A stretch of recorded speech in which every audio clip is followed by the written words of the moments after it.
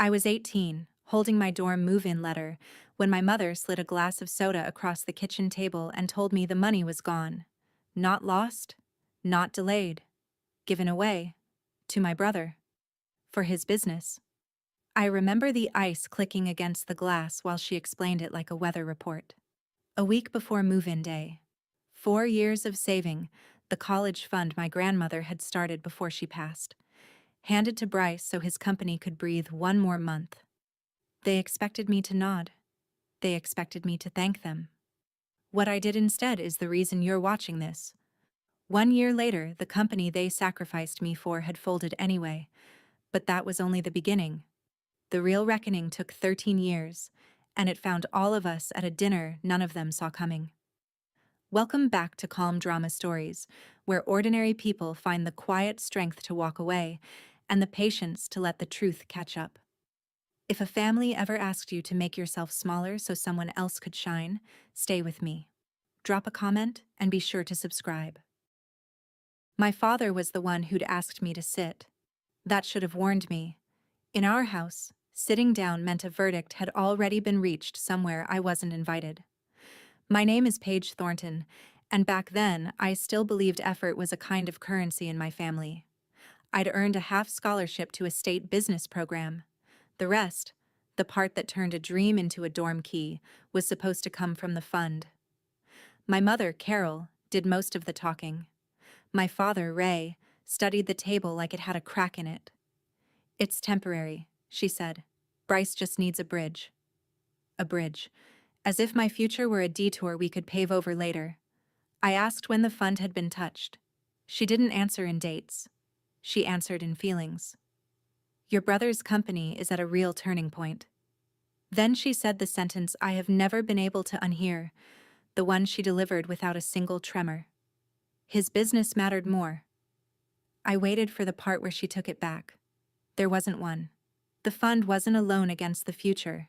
It was already inside Bryce's failing balance sheet, paying for vendors and back rent, and a payroll that didn't include me. My mother folded her hands like a woman who had survived a hard conversation. My father finally looked up, and what I saw in his face wasn't guilt. It was relief. They thought the difficult part was the telling. They had no idea the difficult part hadn't started. I set the move-in letter flat on the table, smoothed the fold with one thumb, and asked the only question that mattered.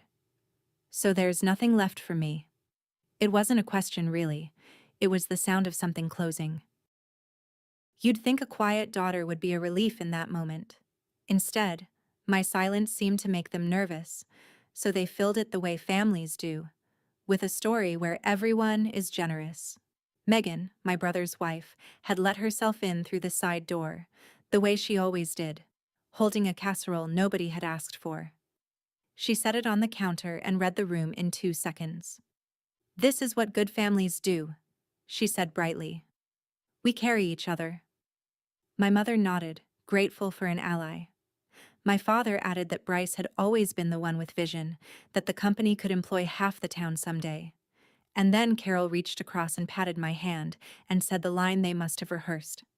"Be proud of supporting the family." Proud. I turned the word over and found nothing inside it that belonged to me. Support implies a choice. Nobody had asked me. They had simply spent my life and were now offering me the bill marked paid in full. Megan kept going, talking about how she and Bryce planned to pay it forward once the company stabilized. My mother's shoulders loosened with every sentence, because as long as we were all talking about pride and family, no one had to say the truer word, which was theft. I noticed how easily they slid from, "We took your money," to, "You should feel honored we let you help." That slide is the whole trick. They weren't asking me to forgive them. They were asking me to agree that there was nothing to forgive. I didn't agree. I didn't argue either. I just looked at the casserole steaming on the counter and understood, finally, exactly where I stood in this house. To understand why that glass of soda landed like a slammed door, you have to know what that fund meant. It wasn't extra. It was the only bridge I had. The scholarship covered tuition at half. Room, board, books. The cost of simply existing 80 miles from this kitchen, that came from the fund, and only the fund. I'd run the numbers 100 times on the back of a register receipt. I knew them the way you know your own pulse. Without that money, there was no fall semester. Not a smaller version. None. I had spent 4 years building the kind of application that gets a kid out of Millbrook. A P classes I studied for at the diner where I bussed tables. A part-time job I never missed. Recommendation letters from teachers who told me I was the one who'd go far. I had already mailed my housing deposit. I'd already labeled boxes in my closet, kitchen, bedding, the lamp from the thrift store. The dream wasn't abstract. It had a move-in date and a building number. And in one afternoon, my parents had quietly reached into that dream and removed the floor. Here is the part that still surprises people. I wasn't crushed because I'd lost a dorm room. I was 18 and stubborn. Dorm rooms can be replaced. I was crushed because the fund had been my grandmother's promise, the one adult in my life who'd looked at me and seen a future worth funding. Spending it on Bryce wasn't just spending money, it was spending her. And the worst part was how reasonable they thought they sounded. They believed the right daughter would understand. So I let them keep believing it. For exactly 1 more week. It would be easy to tell you my parents woke up one morning and chose Bryce. The truth is slower and sadder than that. Bryce had always been the family's investment, and I'd always been the family's insurance. He got the car at 16, I got the bus pass and a lecture about gratitude. When he wanted to start the company at 26, my father co-signed without a meeting. When he wanted office space he couldn't afford, my mother lent him the kitchen remodel money. Each time, it was framed as belief. Each time, the word vision did a lot of heavy lifting. And each time, I watched the family's net worth quietly drain in one direction, like a sink that only flows toward the favored child. I never resented Bryce for being loved. I resented how love in our house always seemed to come with an invoice that landed on my side of the table. There was something else, too. Something I only half noticed that week. My parents talked about Bryce's company the way you talk about a sick relative. Hushed, protective, afraid. When I asked my father a simple question about how the loan was structured, he changed the subject so fast it nearly gave me whiplash. "Don't worry about grown-up things," he said, to a daughter 1 week from college. That sentence sat wrong in my stomach. Grown-up things. They had no problem treating me like an adult when it came to handing over my future. But the second I asked how deep the company's hole really was, I was a child again. I didn't know yet what they were hiding, but I knew the shape of a secret when one was sitting in the room. Whatever Bryce's company owed, my parents weren't just supporting it. They were standing behind it with something I couldn't see. I want to be honest about the version of me who almost stayed, because for about 3 days, I considered being the good daughter. Not out of weakness, out of habit. I had spent my whole life as the family fixer. When the power bill was late, I was the one who called the company and arranged the plan. When my parents fought, I was the one who cooked dinner so the house had something to do besides yell. When Bryce missed a payment on anything, I was the quiet machinery that kept the lights on so no one had to admit how close the edge was. Being needed had felt, for a long time, like being loved. So part of me did the math the way they wanted me to. I could defer a year. Work, save, reapply. Be the bigger person. Carry them one more time. I actually sat on my bed and started building that plan because I was good at plans, and a plan felt better than a wound. Then I stopped. I asked myself a colder question. If I deferred a year and Bryce's company needed another bridge, would they touch my second chance too? I already knew the answer. There would always be one more turning point, one more month, one more reason his business mattered more. The fixer in me wanted to save everyone. The grown woman I was becoming understood that some houses are designed so that one person does all the saving and never gets saved. I had spent 18 years being the floor everyone else stood on. I didn't decide to leave because I was fragile. I decided to leave because I was done being load-bearing. Before I packed a single box, I tried to fight it the right way. I'm telling you this because I don't want you to think I rolled over. The morning after the kitchen, I drove to the bank that held the fund and asked to speak to someone about the account. I had the statements. I had my ID. I had the kind of nerve only an 18-year-old with nothing left to lose can summon. The banker was kind and completely unhelpful. The account was a custodial UTMA my grandmother had opened years before. On paper, my parents were the custodians, and under Ohio law they kept control until I came of age. I'd only just turned 18, and the money was already gone, transferred out legally by the two people the law allowed to touch it. I couldn't freeze it. I couldn't claw it back. There was no account left to fight over. I asked the banker if there was anything I could do before the semester started. He looked at me with real sympathy and said the truest thing anyone said to me that week. I'm sorry, by the time you'd have standing to act, the term will already be over. So I knew. I hadn't been naive. I hadn't trusted blindly. I had checked and questioned and shown up at a bank counter ready to fight, and the trap had simply been built before I was old enough to hold the key. That's a particular kind of helplessness, the kind where you did everything right, and the structure still wins. I drove back to Millbrook, and somewhere on that two-lane road, the grief turned into something more useful. If my future wasn't safe in that house, I wasn't going to keep storing it there. His business mattered more. Fine. I would go build something where their choices couldn't reach me. I pulled into the driveway, walked past the cooling casserole, and started taking my labeled boxes down from the closet.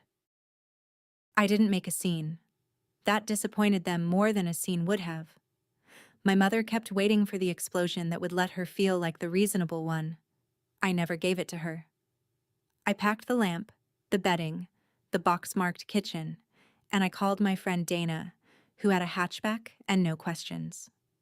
When my parents realized I was actually loading the car, the script changed fast. "You're being dramatic," my mother said. "Don't make this about you." My father stood in the doorway and told me I'd regret throwing away the family over money. I almost laughed. They'd thrown away my future over money, but somehow I was the one ending the family. I stopped on the porch with the last box and looked at them, and I didn't raise my voice. "I'm not throwing anything away," I said. "I'm taking what's left of mine." Dana's hatchback smelled like French fries and freedom. We drove the 80 miles to Columbus with the windows down because the air conditioning was broken, and I watched Millbrook shrink in the side mirror until it was just a smudge of grain silos and bad decisions. That first night, I slept on the floor of a rented room I split 3 ways, in a house with a landlord who took cash and asked nothing. My phone buzzed once, a text from my mother. "Don't make this harder than it has to be. Come home." I turned the phone face down. I lay there on a borrowed sleeping bag, 18 years old, with no plan, no fund, and no fall semester. And for the first time in my life, the silence in a room was mine. If you've ever packed a bag and left a house that stopped seeing you, you already know how loud that quiet is. Stay with me, because what came next surprised even me. Comment the word "left" if you've been there, and subscribe so the algorithm doesn't bury the rest. Columbus did not roll out a welcome mat. The dream school was off the table that year, so I did the unglamorous thing nobody makes videos about. I got a job in a warehouse, on the packing line, scanning and taping boxes for 10 hours at a stretch. My feet learned a new kind of tired. I enrolled at the community college for night classes because the dream of an education hadn't died. It had just gotten cheaper and harder, which it turns out is a fair trade. I budgeted in a way that would frighten most people. I knew the price of every grocery item I touched. I split a phone plan, a couch, and a bathroom with 2 roommates I barely saw. Rent ate the first check. Food and the bus ate the second. Whatever survived went into a coffee can on my closet shelf, which I called, without irony, the future. Some nights I was too exhausted to study, and I did it anyway, because tired is not the same as defeated, and I'd learned the difference on a 2-lane road. My family assumed I'd come crawling back by Thanksgiving. They didn't understand that I'd already done the hardest part. I'd left. Everything after leaving was just arithmetic and stubbornness. and I had a gift for both. At the warehouse, I started noticing things other people on the line ignored: which products shipped constantly, which ones came back, which cheap items people couldn't stop buying. I didn't know it yet, but I was getting an education my dream school couldn't have sold me, taping one box at a time, 8 hours a day, watching the whole machine of buying and selling move through my hands. I just had to figure out how to stand on the right side of it. The public library became my second job, the one that didn't pay yet. After my shifts, I'd sit at a scratched wooden table with a stack of business books and a free internet connection, and I taught myself the thing nobody in my family thought I could do. I learned how online stores actually worked: margins, suppliers, shipping costs, the difference between revenue that looks pretty and profit that keeps the lights on. I watched hundreds of free tutorials, the kind made by people who'd figured it out before me and were generous enough to explain it. My grandmother used to say the cheapest thing in the world is advice nobody takes. I took all of it. My first attempt was a small disaster, and I'm glad it was. I bought a pallet of discounted home goods from a liquidation site with money from the coffee can: cheap kitchen gadgets, off-brand storage bins, 100 little things. I listed them online and waited for the orders to roll in. They didn't. Half the items were junk, my photos were bad, and I'd priced everything wrong. I lost most of that first stake. For one night, I sat on my closet floor next to the empty coffee can and let myself feel like my parents had been right about me. Then I got up and did the thing my family never did with Bryce's failures. I looked the mistake straight in the eye and learned its name. I'd bought what I liked instead of what people wanted. I'd guessed instead of watching. So I went back to the warehouse floor and started watching for real, taking notes on which products moved, which complaints repeated, which gaps no one was filling. Somewhere in those returns and those tape guns, a real idea was forming. I just hadn't met it yet. The calls started around the holidays, which is when families like mine remember they have a daughter. My mother's voice on the phone was a careful blend of warmth and pressure, the verbal equivalent of a hug with a knee in your back. "We miss you," she'd say, and before I could answer, "Bryce is under so much stress right now." Every conversation bent toward the same gravity. My absence was making things hard for the family. My choice to leave was, somehow, a thing being done to them. Megan got involved too, texting me long messages about unity. Family supports family page. There it was again, the family religion, whose only commandment was that I give and they receive. "Be proud of supporting the family," she wrote, lifting the exact phrase like it was scripture. I read it twice, standing in the break room with a vending machine dinner getting cold. I almost typed a paragraph back. A good paragraph, the kind that explains and defends and tries, one last time, to be understood. Then I deleted it. I was learning something that took me years to fully trust. You cannot win an argument with people who need you to lose. So I stopped feeding it. I answered the practical questions and ignored the guilt. Eventually, I stopped answering the guilt-shaped calls altogether.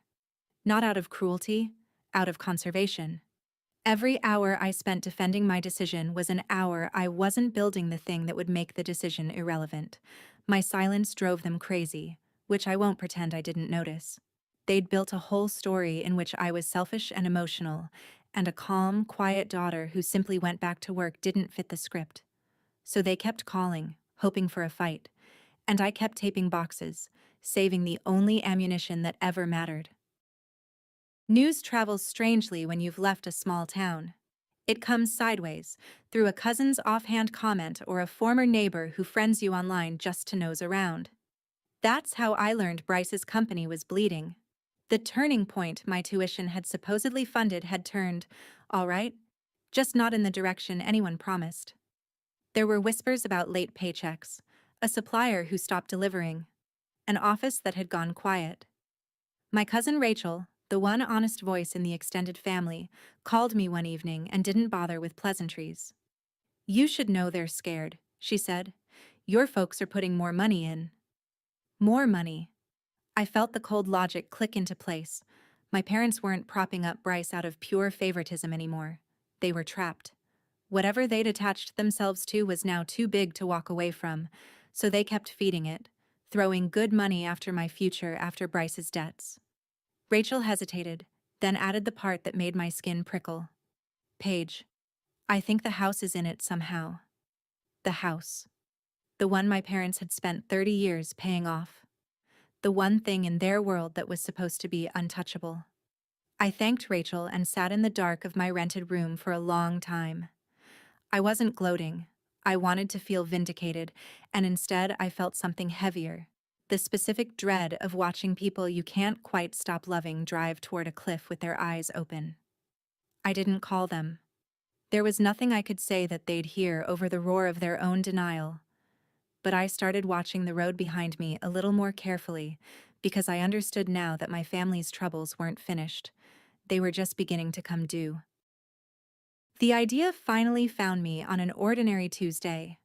After months of watching what shipped and what came back, I noticed the same complaint over and over on a whole category of cheap home goods. Storage and organizing products that looked fine in photos and fell apart in a week. People wanted them. People kept buying them. And people kept being disappointed. That gap was my opening. I didn't have much, but I had the coffee can refilled, a warehouse worker's eye for product, and a stubbornness that had survived a kitchen table. I found a manufacturer who'd make a sturdier version under my own small label. I ordered the smallest run I could afford, took my own photographs in good light against a clean sheet, and wrote honest descriptions that promised exactly what the product did. The first batch sold out in 11 days. I almost didn't believe the dashboard. I refreshed it like it might take it back. Then I did the thing that separates a hobby from a business. I poured every dollar of profit straight back in. Bigger orders, better photos, a second product, then a third. I worked the warehouse shift, came home, and ran my own operation until 2 in the morning. My roommates thought I'd lost my mind. Maybe I had a little. My one real flaw in those years wasn't doubt. It was that I didn't know how to stop. I skipped meals. I canceled plans. I treated rest like a luxury I hadn't earned yet. Over-responsibility had followed me out of Millbrook and put on a business suit. But for the first time, the machine I was feeding was mine. Every late night built something with my name on it, not a bridge to someone else's failure. The numbers were small, but they were real. And real, I was learning, compounds. A package arrived from Rachel that spring with no warning. Inside was a battered tin box I recognized instantly, the kind that once held holiday cookies, dented on one corner, the lid painted with faded flowers. It had been my grandmother's. Rachel's note said she'd found it while helping clear an old closet and thought it should be mine, that no one else even knew what it was. My hands knew before my brain did. I pried the lid off at my little kitchen table, and there it was. An envelope, soft from handling, with my name on it in her looping cursive. Inside, $4,200 in worn small bills, 20s and 10s, the kind of money you save a few dollars at a time over years. And under the cash, a single index card with one line written on it. Build something they can't take. I sat there a long while. I remembered now. She'd pressed this tin into my hands once when I was 16, on the porch, after watching my parents hand Bryce the keys to a new truck. She'd folded my fingers over the lid and told me to hide it and tell no one, and I'd forgotten in the way you forget things that don't yet make sense. She had known. Years before that kitchen table, my grandmother had looked at our family and understood exactly which child would need a head start nobody could vote on. The college fund she'd opened was the gift everyone could see, the one my parents could legally drain. This tin was the gift she'd put somewhere their hands couldn't reach. I didn't cry over the money. I cried over being seen. The next morning, I used that $4,200 to place my biggest order yet. And I taped her index card to the wall above my desk, where I would read it every single day for the next several years. Build something they can't take. I intended to. That tin money didn't make me rich. Let me be clear about that, because I hate the stories where a windfall solves everything. $4,200 bought one larger order and a little breathing room. The work still belonged to me. What the money really did was let me stop choosing between rent and inventory for one crucial season, and sometimes one season is the whole difference. I rented a corner of a shared warehouse so I could stop running a company out of my closet. I brought on my first part-time helper, a single mom named Tasha who packed faster than I ever had. I expanded the product line carefully, only adding things I'd proven people wanted. And then I did something that doubled my world. People kept asking how I'd done it, so I started writing it down. First a free guide, then a small online course teaching other people, mostly women, how to start the kind of business I'd built from a coffee can. The course did something the products alone couldn't. It turned my hard-won lessons into a second stream of income, one that didn't require buying inventory at all. I taught what I knew because someone, my grandmother, a library full of strangers, had once taught me, and because I'd decided early that I wouldn't hoard the ladder behind me. The business grew the way real things grow, unglamorously. A good month followed by a scary one, then 2 good months, then a plateau that taught me patience. I quit the warehouse job the week my own company could finally pay me a steady wage. I walked out of that building for the last time and sat in my car in the parking lot, and I let myself feel it for exactly 5 minutes. Then I drove home to Columbus, because there was an order to fill. There's always an order to fill. It was Rachel, again, who finally told me the whole truth about that kitchen table. We met for coffee on one of my rare trips back through the county, and she laid it out plainly. When Bryce had taken his big loan to expand the company, the bank had wanted a personal guarantee. My parents had signed it. Worse, they'd backed it with the house. Their home of 30 years, the only thing they truly owned, was tied to my brother's debt. So when his company started missing payments, the danger wasn't just Bryce's, it was the roof over my parents' heads. "That's why they took your fund," Rachel said quietly. It wasn't only that they loved him more, they were terrified. Saving his company was the only way to save their own home. I sat with that for a moment. And I'll be honest with you, because this channel is about honesty. It softened something in me. Not into forgiveness, into understanding. I could finally see my mother not as a villain twirling a mustache, but as a frightened woman who'd made a desperate, terrible choice to protect what she'd spent her life building. I understood the fear. I had been afraid too, on a 2-lane road with no fall semester. But understanding a choice and excusing it are two different roads, and I refused to confuse them. Because here is what their fear didn't change. They had a daughter and a house both at risk, and they'd chosen to sacrifice the daughter to save the house, then dressed it up as an honor I should be proud of. Fear explains a lot. It does not turn a child into collateral. I left that coffee shop with more compassion for my mother and not 1 ounce less resolve. Sometimes both things are true at once. That's the part the family religion never taught me. About a year after I drove out of Millbrook, Bryce's company folded. I didn't hear it from my parents. I heard it from a string of texts and a single, stunned voicemail from my mother that she probably didn't mean to leave. The turning point had been a cliff all along. The bridge my tuition had paid for led nowhere.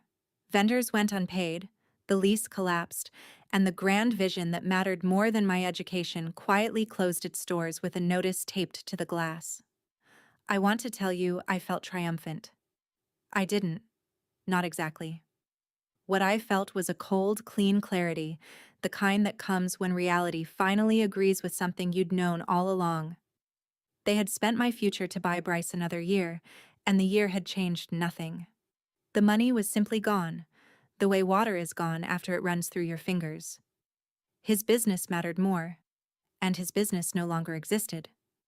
My parents, drowning, did the only thing they knew how to do. They took out a second mortgage on the already pledged house to cover the worst of the fallout from the guarantee. They dug the hole deeper to climb out of it. From Columbus, I watched my family double down on the exact strategy that had cost them so much, and I understood that some people will burn the whole house down before they'll admit they lit the first match. My mother's voicemail asked me to call her back. She sounded older than I remembered. For one weak moment, the fixer in me reached for the phone. The girl who used to call the power company and arrange the payment plan wanted to swoop in and solve it. Then I looked up at the index card taped above my desk. Build something they can't take. I put the phone down. I had a company to run, and a promise to a dead woman to keep. The years after that blurred together the way building years do. There were no fireworks, just compounding. The small label became a real brand. The single online course became a small library of them. Tasha became my operations manager and hired a team of her own.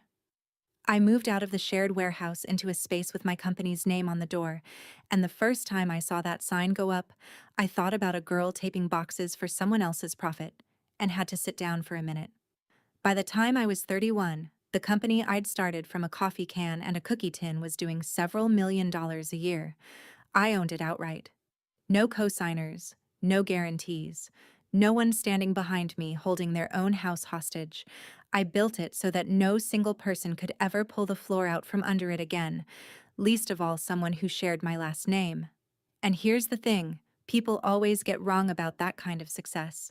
It didn't change how I lived very much. I still drove a sensible car. I still knew the price of groceries. I still worked hard, though I'd finally, painfully, learned to rest. What the money changed wasn't my lifestyle. It was my leverage. For the first time in my life, I owed no one an explanation, an apology, or a bridge. Quiet wealth is a strange kind of armor. From the outside, I looked like the same practical woman who'd left Millbrook in a hatchback that smelled like French fries. On the inside, I'd become something my family had never imagined I could be. Completely, structurally free of them. They had no idea, and I was in no hurry to tell them. I never announced anything. That was deliberate. In a family that ran on stories, the most powerful thing I owned was a refusal to give them new material. When my parents reached out, which they did in cycles, I kept it short and warm and useless to them. I'd answer a direct question. I would not feed a guilt trip. When Megan fished, online and in person, for details about what I was up to these days, I gave her nothing she could repackage. I had learned that silence isn't the same as absence. Silence is a wall you build on purpose, with a door only you control. The relatives who'd assumed I'd come crawling back slowly stopped assuming. The story that I was the selfish one got harder to tell when the selfish one simply lived her life, paid her own way, and asked them for nothing. People mistake loud revenge for strong revenge. I came to believe the opposite.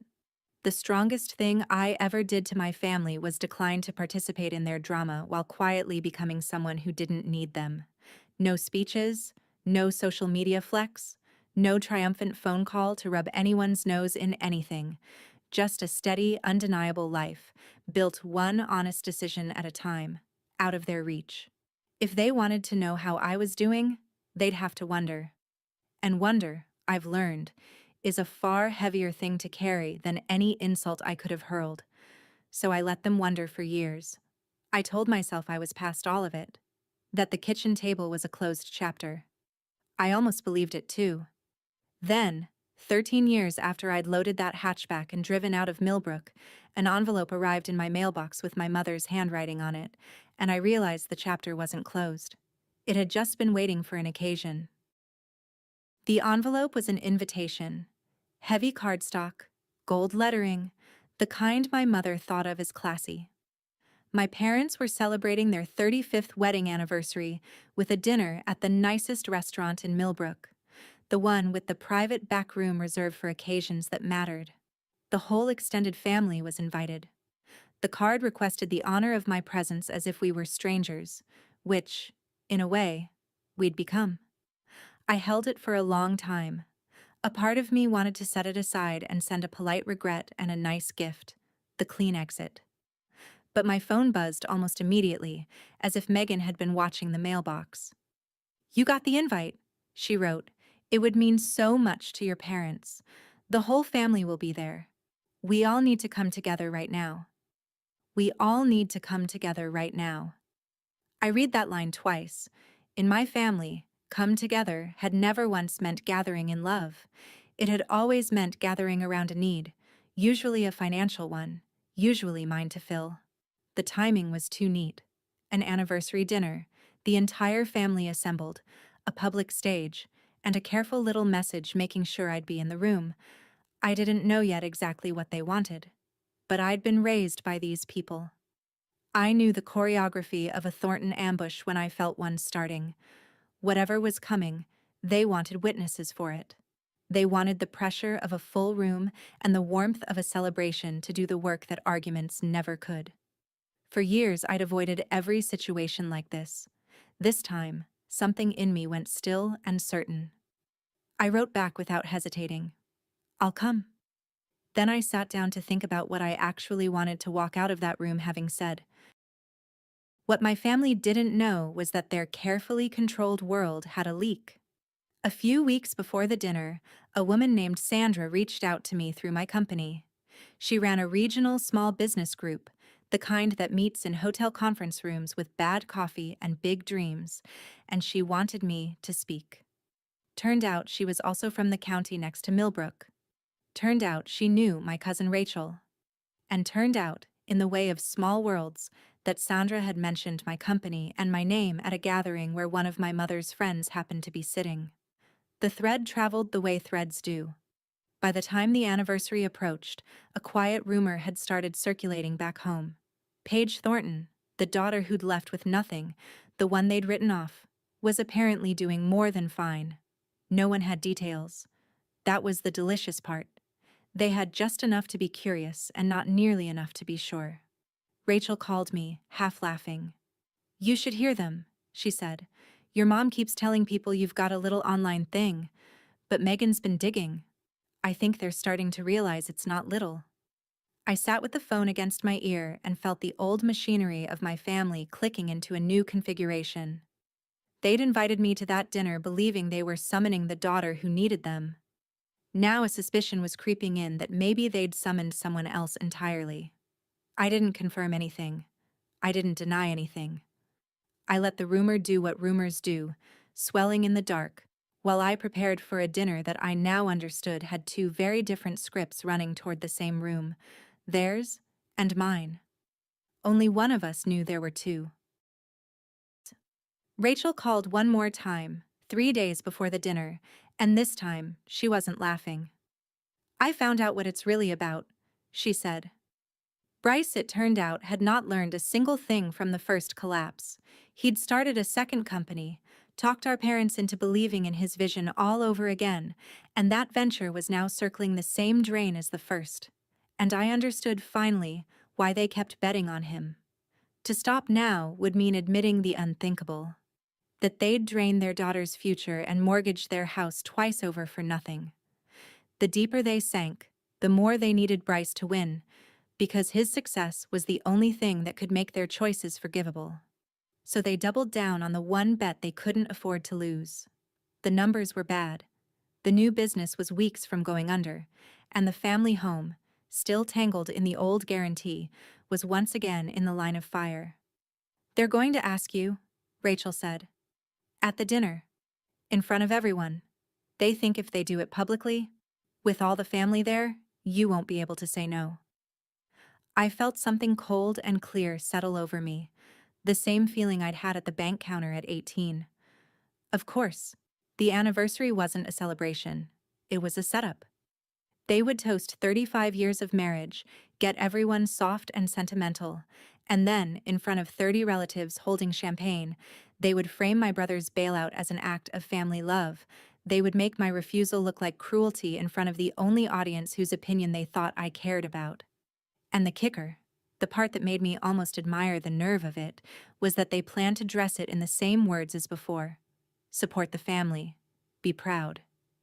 They were going to run the exact play from the kitchen table, just on a bigger stage, betting that I was still the girl who could be guilted into being load-bearing. They had no idea who they'd invited. I thanked Rachel, hung up, and did not feel angry. I felt focused. They wanted a public moment. Fine. I'd give them one. I could have skipped it. I want you to know that, because the easiest revenge would have been simple absence, to let them set their stage and then never show up, leaving them to explain the empty chair. But absence would have let them keep the story. In my family's version, I'd still be the daughter who abandoned them, who was too proud, too cold, too good for her own people. If I didn't go, that story would calcify into family legend, repeated at every holiday for the rest of my parents' lives. I didn't want to win by disappearing. I wanted to win by standing in the middle of their own stage, in their own restaurant, in front of their own witnesses, and calmly, finally, telling the truth. Not to humiliate them, to free myself. There's a difference, and at 31 I finally understood it. So I prepared the way I prepare for everything, which is to say, thoroughly and without drama. I didn't write a speech. Speeches are for people who need volume to feel powerful, and I'd left that need on a porch a long time ago. Instead, I decided on one thing only, that no matter what they said, no matter how they framed it, I would stay calm. They would bring the heat. I would bring the temperature down. The night before I drove out, I looked at the index card still taped above my desk, soft now at the corners from years of reading. Build something they can't take. I'd done it. The company was untouchable. But I realized that night the card had always meant more than a business. The thing they couldn't take was me. The whole self I'd assembled out of warehouse shifts and library books, and one stubborn refusal to be spent. I packed an overnight bag. In the morning, I drove to Millbrook. Millbrook hadn't changed. The same grain silos, the same two-lane road, the same restaurant with the green awning where the town held its weddings and its funerals, sometimes for the same families. I parked, checked my reflection once, and walked in calm. The private back room glowed with rented warmth. 30-some relatives milled around a long table draped in white, a tiered cake near the window, a banner reading 35 years strung above the doorway. My mother spotted me first and crossed the room with a smile that didn't quite reach her eyes. "You came," she said, and hugged me a beat too long, the way you hold someone you're about to ask for something. My father shook my hand, formal and strange. And Bryce. Bryce worked the room like a man auditioning for his own rescue, clapping shoulders, laughing too loud, telling anyone who'd listen about the exciting new direction of his business. I watched him perform comeback for a crowd that didn't yet know there was nothing to come back from. Megan glided over with 2 glasses of champagne and pressed one into my hand. "We're so glad you're here," she said. "Family should be together for this. Be proud of supporting the family," hung in the air, unspoken, like a song everyone in the room knew the words to, except they were waiting for the right verse. I took the champagne and didn't drink it. I made small talk. I complimented the cake.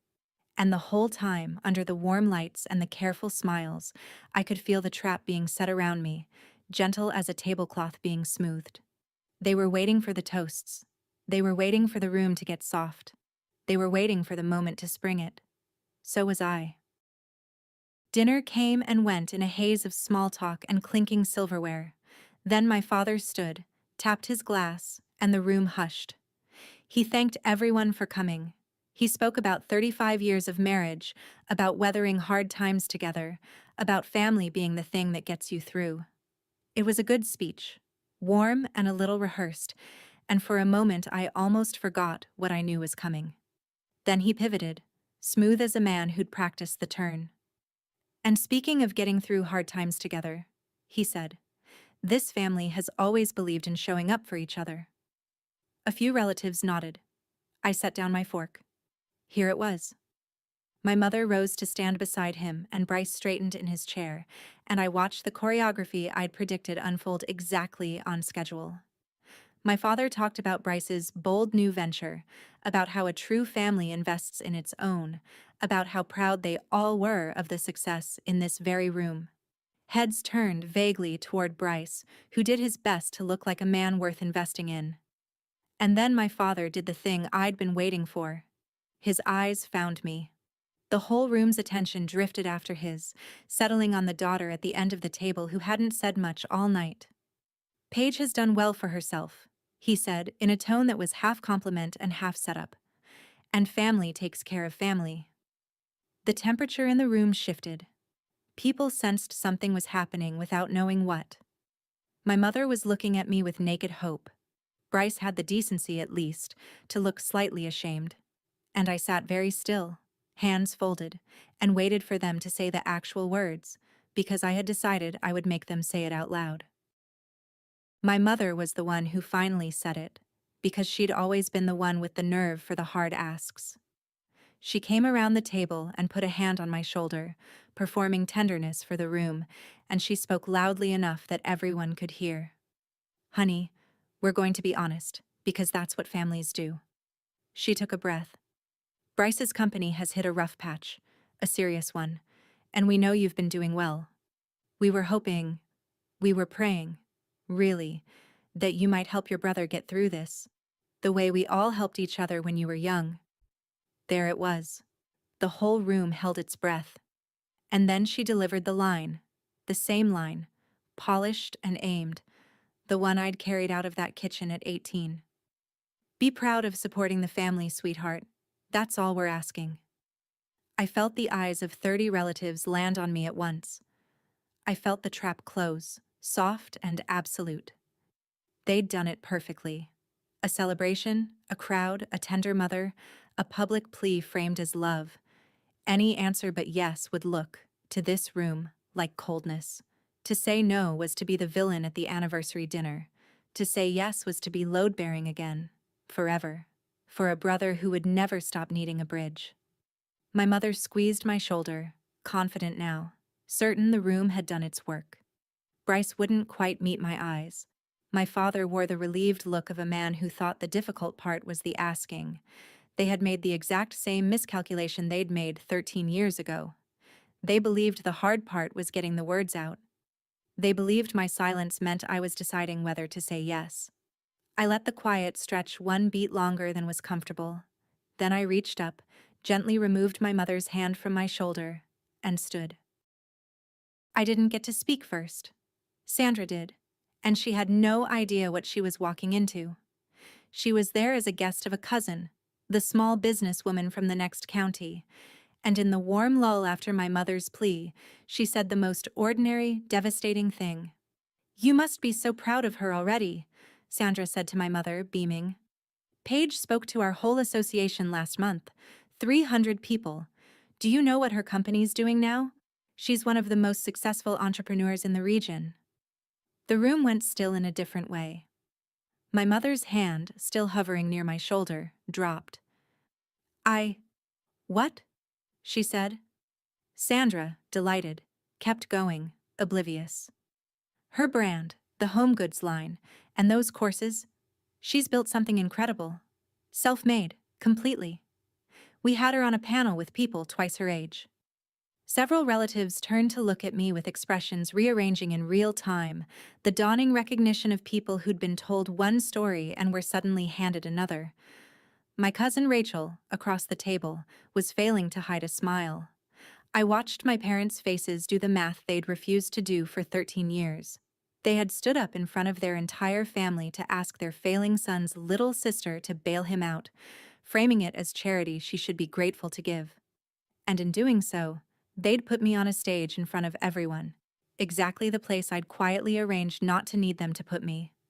The daughter they'd spent and discarded was, it turned out, the most successful person in the room. Not the brother they'd mortgaged a house for. Me. I let Sandra finish. I let the silence that followed sink all the way to the bottom.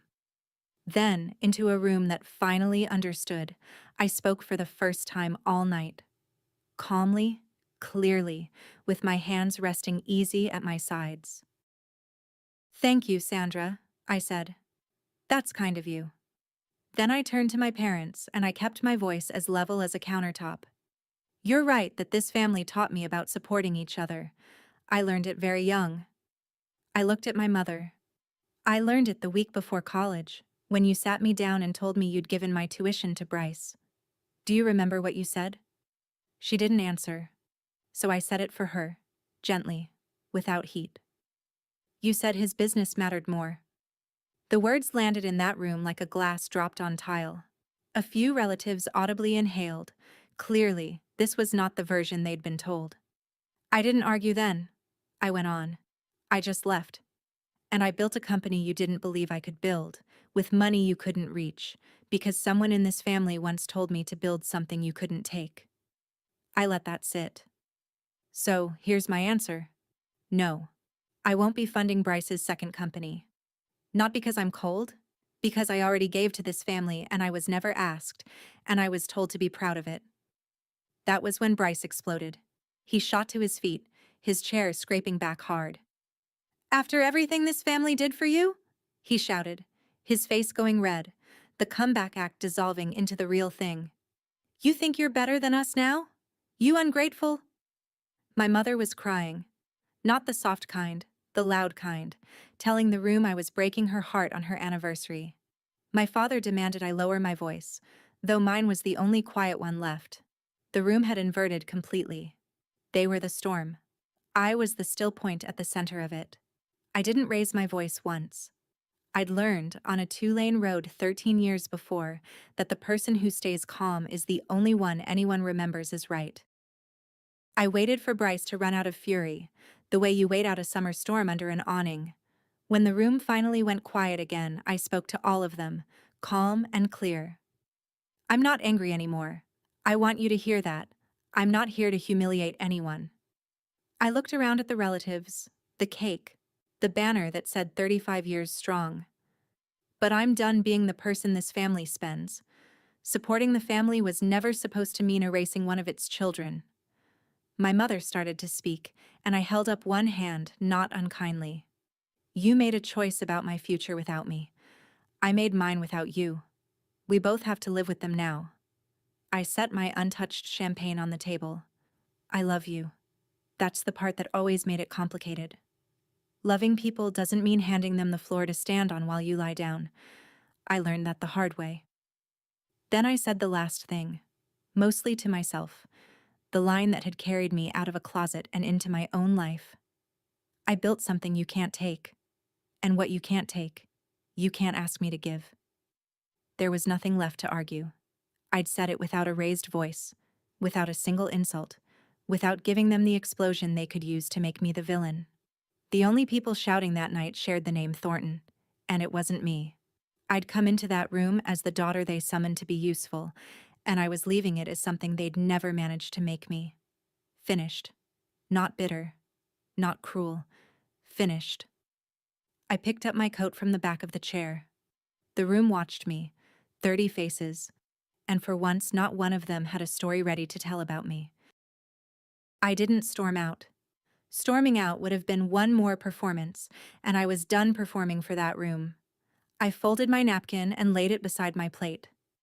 I looked at my parents, and I meant it when I said, "Happy anniversary. 35 years is something." Then I turned to the rest of the family, the cousins and aunts who'd come for cake and gotten the truth instead, and I said goodnight like a woman leaving an ordinary dinner. Rachel caught my eye and mouthed something that looked like finally. I walked out through the green-awninged door into the cool Millbrook evening, and I didn't look back. Not because looking back would have hurt, but because there was simply nothing back there I needed anymore. My car was where I'd left it. I sat for a moment in the quiet, hands on the wheel, and noticed something I hadn't expected. I wasn't shaking. My heart wasn't pounding. The girl who'd driven out of this town at 18 with grief in her throat had become a woman who could drive out of it with nothing in her throat at all. That, I think, is what healing actually feels like. Not a triumphant scene, just a steady pulse and a clear road. I started the engine and pulled onto the two-lane road heading back toward Columbus, toward my company and my life, and the index card on my wall. Behind me, the banner still read 35 years strong. Ahead of me, the road was dark and open and entirely my own. The calls started the next morning, and they have never fully stopped. My mother, first, with messages that swung between apology and accusation, sometimes in the same voicemail. My father, who'd never called me in his life, suddenly leaving stiff messages about moving past this as a family. Even Bryce, weeks later, with a text that started as a demand and limped into something almost like an apology before asking, again, for money. I don't pick up. Not out of revenge, out of peace. I learned a long time ago that a phone you don't answer is a boundary you don't have to defend. The fallout was exactly as measurable as these things get. Bryce's second company folded, like the first. He sold his house and went to work for someone else, which I hear has been good for him, though I only hear it secondhand. My parents kept their home, but they kept it by finally tightening their own belts instead of reaching into someone else's pocket, which is the thing they could have done all along. Some of the relatives reached out to me afterward, quietly, to say they'd never known the real story. A few apologized. Rachel and I are closer than ever. I didn't get a tearful reconciliation, and I've made my peace with that. Not every story ends with everyone hugging. Some end with one person finally putting down a weight they were never supposed to carry. I still run my company. I still mentor women starting out with a coffee can and a stubborn streak. And the tin box from my grandmother sits on a shelf in my office, empty now, worth more than anything that was ever in it. If there's one thing I'd want you to carry out of this, it's that family isn't owed your future, that walking away in time isn't quitting, but the very first thing you ever truly build for yourself, and that the people who tell you to be proud of being spent are simply hoping you'll never notice you were allowed to keep your own life. That's the whole story. The kitchen table, the soda glass, the $4,000 in a cookie tin, the anniversary toast that turned into a reckoning. If you've ever been told to shrink so someone else could grow, let this be your sign to build something they can't take, starting today, with whatever coffee can you've got. Tell me in the comments where you are in your own story. Share this with someone who needs to hear it, and subscribe for more.